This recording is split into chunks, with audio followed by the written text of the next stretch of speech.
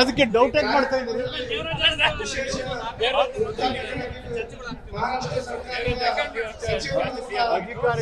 ಅಧಿಕಾರ ಇರೋದು ಯಾರು ಎಷ್ಟು ಜನ ಇದ್ರು ಅಂತ ರೆಕಾರ್ಡ್ ಮಾಡೋಕ್ಕಲ್ಲ.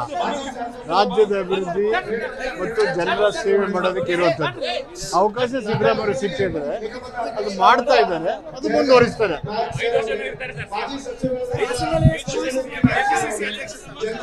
ನಿಮ್ಗೆ ಈ ಡೌಟ್ ಯಾಕೆ ಬರ್ತಾ ಇದೆ? Why are you doubting?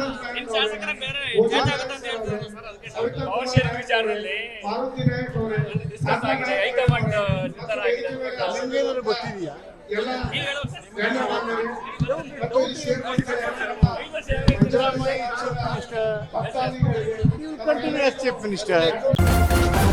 News first ನಿರ್ಭೀತಿಯಿಂದ ನಿಮ್ಮ ಪರವಾಗಿ.